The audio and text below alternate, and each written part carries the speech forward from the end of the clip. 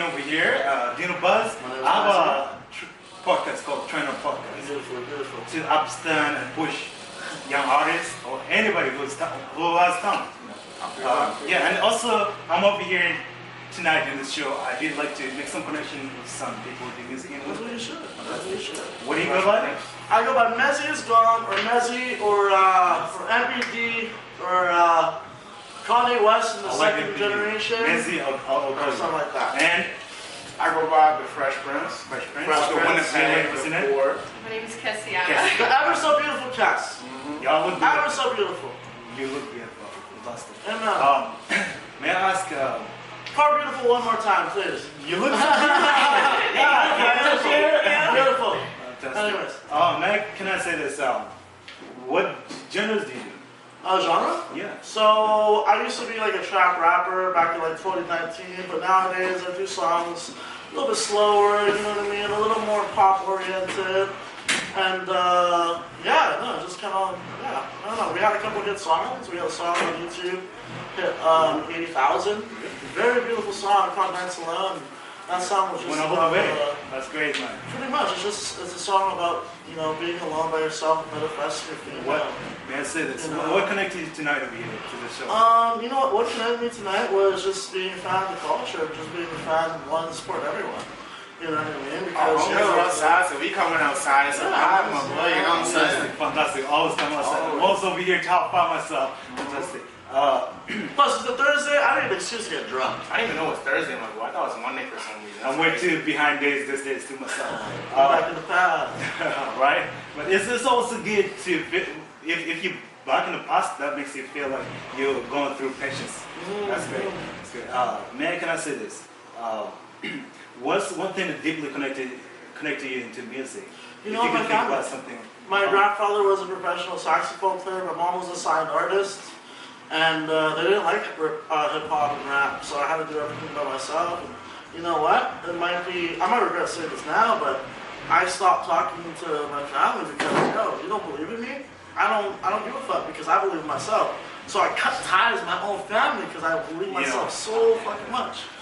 I'm having the same, what can I say, relationship with my family. That's the thing, you know, like even Tyler the Creator said, you know, if people, okay, so your whole job, you know, when you're young, go to university, what have you. But if that's not what you want to do, then fuck it. Like all the artists that we look up to has always been someone that took a risk and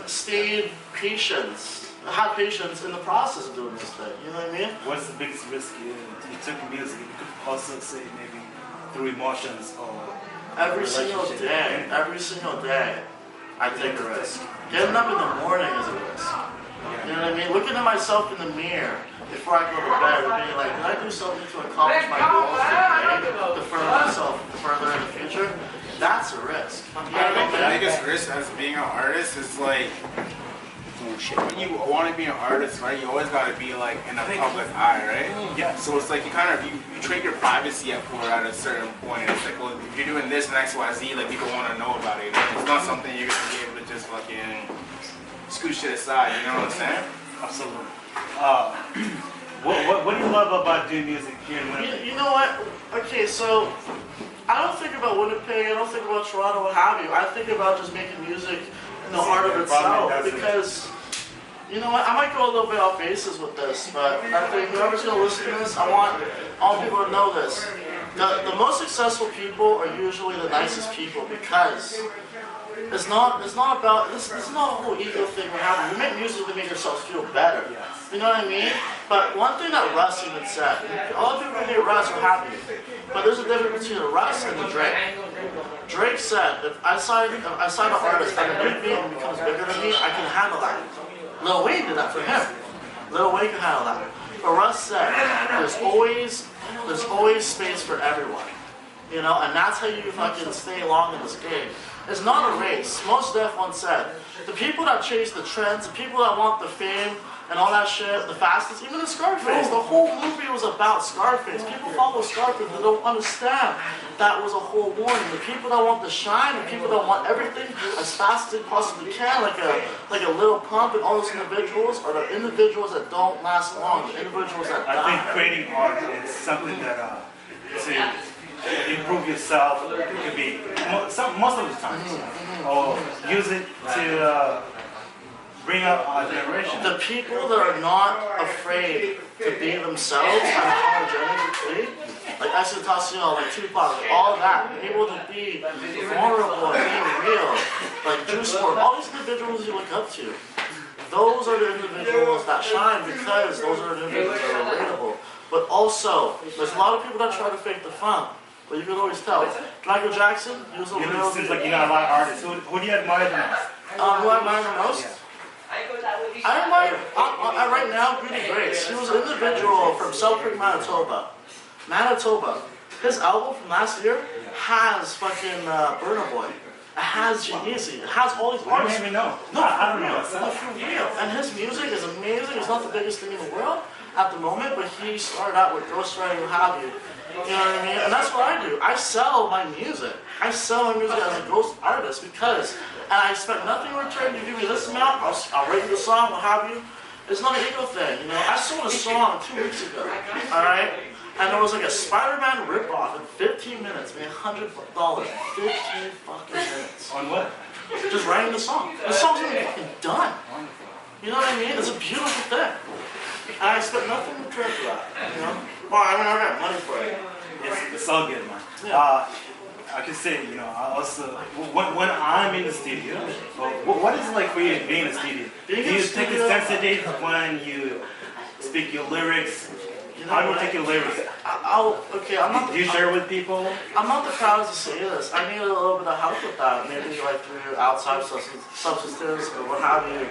But I know for a fact, if I was able to, I don't know, how do I say this? There's two things. If the vibe is right, the vibe's right. You can work with someone, what have you, right? You gotta build a connection, right, with someone that you're recording with, right?